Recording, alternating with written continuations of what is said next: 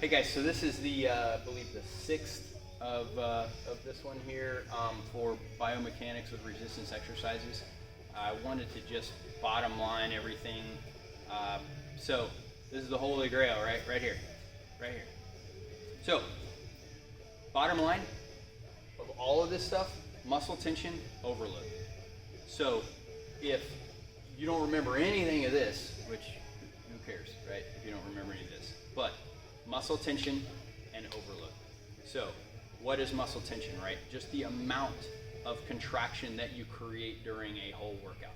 So if you are not getting, if you are basically hauling ass in your movements, okay, you're getting less muscle tension over the whole scheme of things, right? Now that doesn't entail explosive movements. Your goal for explosive movements is to put your body in an anaerobic threshold state heart rate, but also in a fast twitch fiber state, just like a sprinter versus a runner, okay, a slow runner or a long distance runner, okay, so those are different.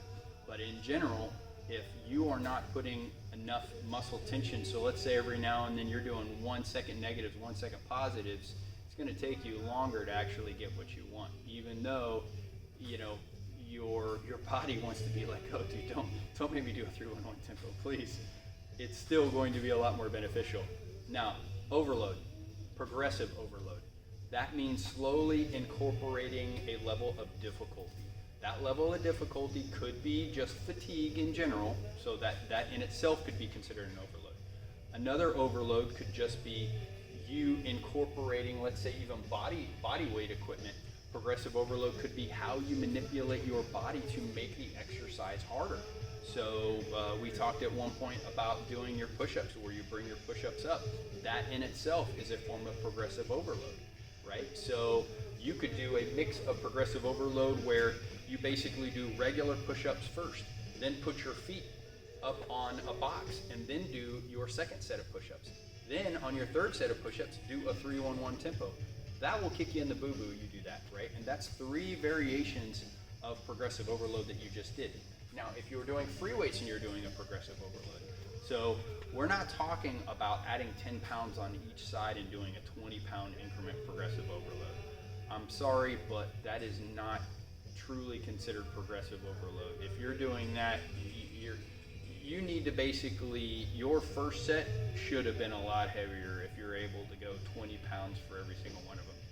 It should be incremental, 2.5 on each side. Even 5 pounds on each side is doable for progressive overload. But that's what you need to think about. So slowly incorporating a little bit each time. And remember that your whatever your last set is should be close to your failure set.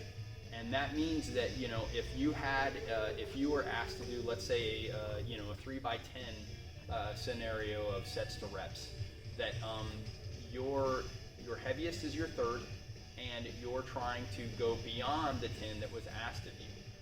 That's a good way to, and we do what we call a 2-for-2 rule. 2-for-2 rule just means that, let's say you were able to, with your heaviest weight, do 12 in one training session.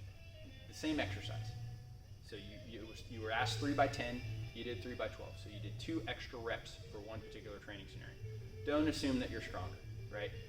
Wait till the next time you do it, and then, test it again. If you did set the same weight, 3x10, and if you do a 12 then, that's a good indicator that you actually have increased, because you could have just had a good day. You never know. So anyway, that's bottom line. Muscle tension, overload. There you go. Holy grail. Smarter than the average trainer. Thanks.